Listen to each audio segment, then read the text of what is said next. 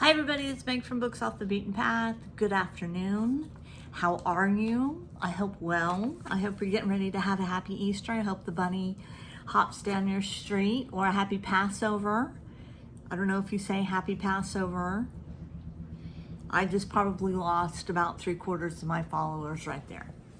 So, for the few of you that are left, get ready for a bumpy ride because buckle in because I'm going to do 2 tags. I've got 4 tags that I need to catch up on, and I'm going to do 2 today. So I'm going to do 1 now in early afternoon, which as I'm drinking seltzer water. But then I'm going to do 1 later on this afternoon where I will be having a beer in my jelly jar glass, and the beer, you'll understand why I selected this particular beer, because I'm going to do the book snob tag a little bit later. But the tag I am doing at the moment is the Irish music tag from Book Chat with Pat.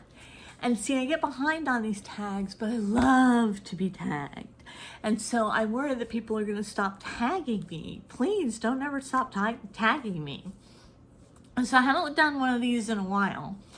And I can't find any of my books that I have. Like, I have these books, but I can't find any of these books I have one book.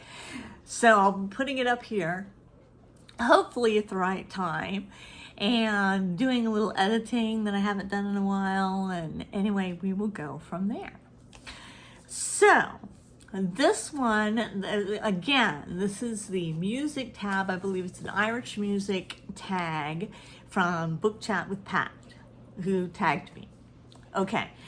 Drunken Lullabies by Flogging Molly, a book involving a celebration that you enjoyed. Couldn't think of anything. I really drew a blank on that. I couldn't think of anything. So that one is pass, and I'll look for the next vowel. The Parting Glass by Ed Sheeran, a book that left you feeling bittersweet because it ended. Easy. I heard the owl call my name. I've talked about this one before. I was stunned by it. I was moved by it. I wanted to read it again immediately after I'd finished reading it. If you haven't read it, you need to. It's not a long book. It's a short book, and it's wonderful. Rebel Yell by Billy Idol. Oh, this is a good story. A book you read because someone told you not to read it. Well, when I was a youngster, the only channel, like, we didn't really have cable, but we did get PBS. And on PBS, they had The Life and Adventures of Nicholas Nickleby. And I was so in love with Nicholas Nickleby. I don't remember the name of the guy who played him. Yes, I could look it up. No, I'm not going to. But anyway, I just loved that story. And every Sunday night, I would watch it. And sometimes my dad would watch it with me. And it was by Charles Dickens. And by that point, and I'm probably 10 at the time, 10 or 11. I'd already read A Christmas Carol. And so I said to my dad that I wanted to get this book. I wanted to buy this book, and I wanted to read the book in full. And he was like, "You can't read Nicholas Nickleby." And I said, "Why not?" He's like, "Well, it's too hard for you. You won't understand it. It's too difficult. You'll find it boring, yada, yada, yada, yada." So I went out and I bought the book with my own money, and I read the book, and you know what? It wasn't too hard. It wasn't boring. I loved every minute of it. It's still one of my all-time favorite Charles Dickens. So I love my dad, but sometimes he could be a little harsh. He was an English teacher, and he kind of thought he knew everything sometimes. But anyway, that's the story on that one, Nicholas Nickleby. Starman by David Bowie, a science fiction book about aliens. Nothing. I got nothing. I have never read anything about aliens. I have no interest in aliens. If there's an X-Files book out there, I'll read an X-Files book. I've never found one.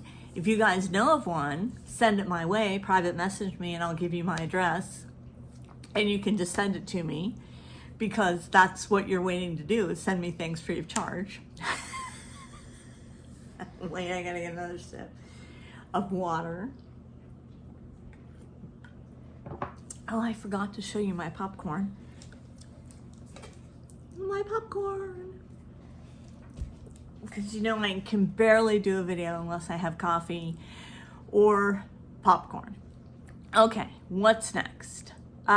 Shipping Up to Boston by Dropkick Murphys, a fiction or nonfiction book set in or around Boston, Massachusetts. Well, I picked, very obviously, The Bostonians. Now, I read that years ago because I went through sort of a Henry James phase, and I can't even remember what it was about.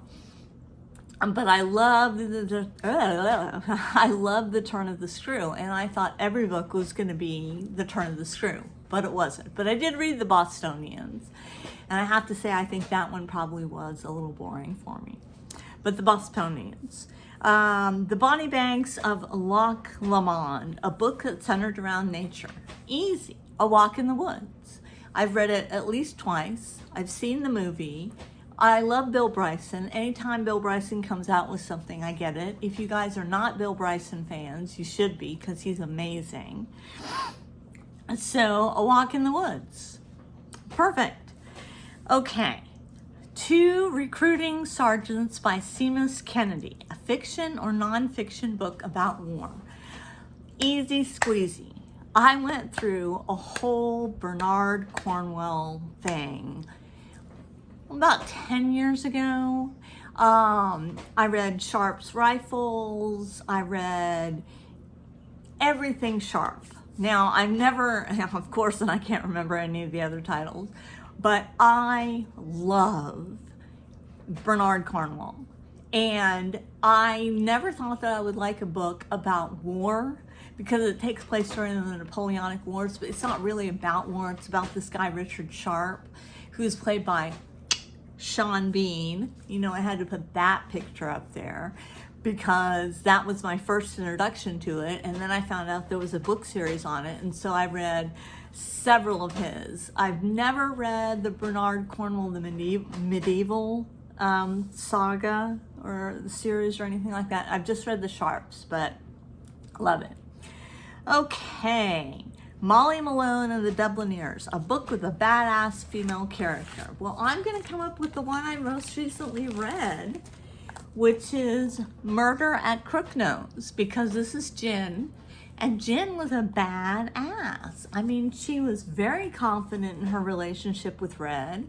She was trying to be framed for murder. She never got upset. She always, you know, was very calm and logical, and she was just badass. Yes, she was. Okay, An Irish Pub Song by the Rum Jacks, a book that is misunderstood.